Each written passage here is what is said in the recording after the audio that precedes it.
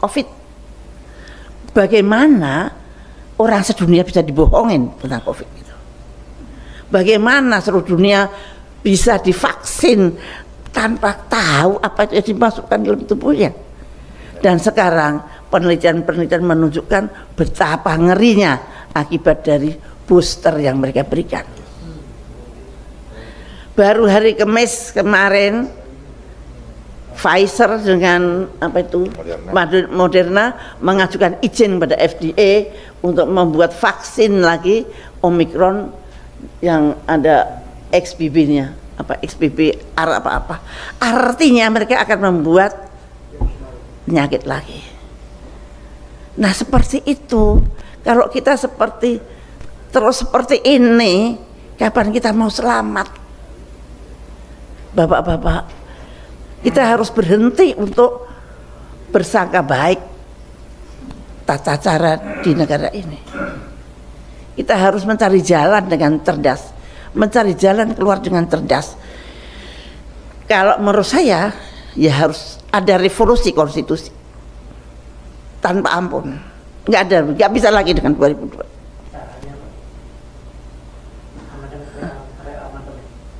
Amandemen itu tidak bisa, kita harus kembali ke UUD 45 18 Agustus.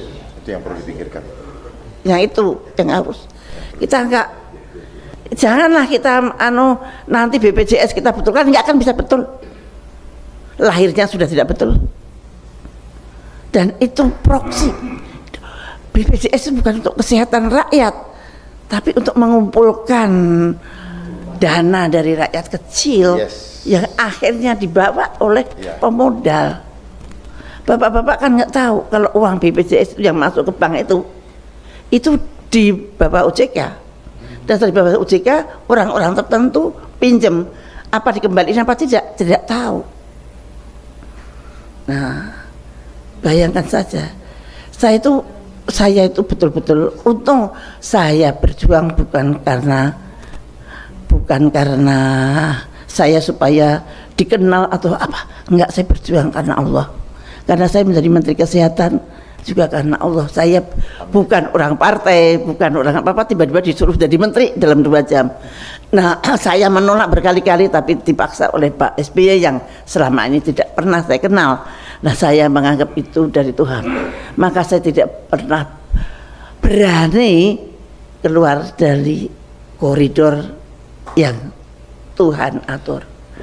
Nah, itu bayangkan saja, saya ini melawan WHO. Saya menyetop flu burung. Flu burung itu yang bikin flu burung sama yang bikin COVID sama. Bahkan flu burung itu lebih ganas. Dalam 1 hari, 2 hari meninggal. Dan kemudian saya tahu bahwa WHO bohong. Saya membuktikannya dengan riset sendiri. Profesor-profesor saya kumpulkan, buktikan bahwa ini. Mereka mengatakan human to human transmission. Saya mengatakan tidak, ini buktinya virus saya tidak mempunyai reseptor human to human. Mereka mundur. Mereka mengatakan bahwa orang itu mati karena ketularan ayam yang mati. Saya membuktikan ayam yang mati dan orang yang mati tidak ada hubungannya. Virus yang ada di ayam tidak akan mengganggu orang. Mereka mundur. Maka kalau bapak-bapak lihat grafiknya flu burung itu begini tuh, tidak begini kayak COVID. Begitu hilang. Mereka saya kalahkan dengan politik transparansi. Begitu hebatnya keberhasilan itu di luar. Dan saya tahu bahwa ada sesuatu yang berbahaya di negeri saya, yaitu Namru. Namru saya tutup, Pak. Dan saya baru tahu kira-kira 5 bulan yang lalu bahwa saya satu-satunya orang di dunia yang berani nutup laboratorium biologi Amerika di negaranya. Mestinya pemerintah belajar ketika ada. Tapi ternyata saya malah masuk penjara. Padahal saya tidak menyerang pemerintah loh. Saya menyerang penjajah. Tapi saya di penjara. Dengan tentu saja dengan caranya, dengan fitnah, dengan apa. Saya di penjara 4 tahun, Pak. Tapi ya nggak apa-apa. Saya berpikir barangkali tidak ada yang mau mengerjakan pekerjaan itu kalau saya tidak di penjara. Betapa ngerinya kalau Namru itu masih ada dan kemudian ada COVID, kita lebih parah dari Wuhan. Tapi rakyat nggak tahu kalau itu saya selamatkan, saya sampai sembunyi-sembunyi, saya sampai diselamatkan oleh BIN, diberi pengawal, sniper segala macam, karena waktu itu saya sangat berbahaya, dan artinya saya menaruh nyawa saya untuk bangsa dan negara saya. Nah itu, tapi saya di penjara, artinya ada apa ini negara saya? Tapi saya sudah tahu persis, dan bahkan pada waktu di penjara teman-teman saya dari luar pada nengok, dan saya tahu siapa yang memenjara saya, dan saya pasrah pada Allah. Allah selalu mempunyai rencana sendiri, dan alhamdulillah saya masih hidup sekarang, masih bisa bicara di sini, dan Allah barangkali tularkan itu semangat.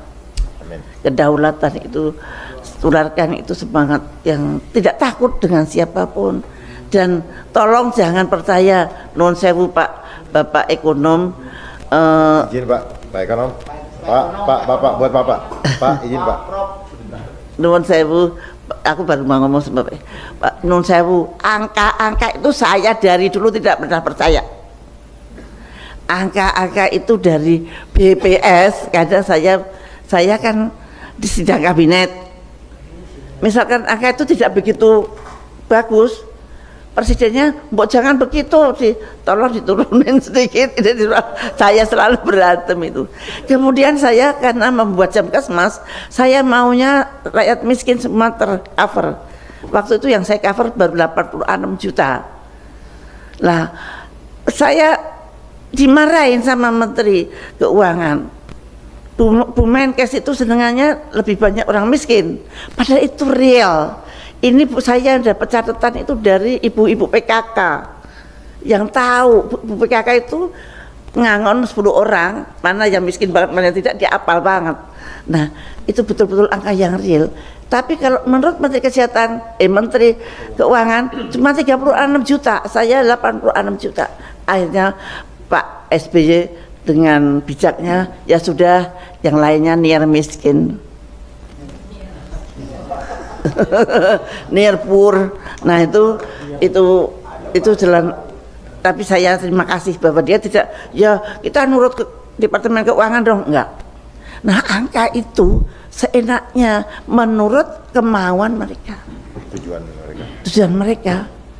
Bappenas itu yang ngatur uang itu bukan kayak kita Pak, kulitnya orang-orang asing. Yang kita hanya template saja. Dan lucunya, saya heran banget.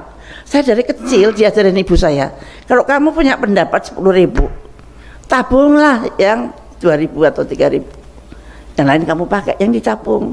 Ini untuk nanti kalau untuk apa-apa misalkan gitu.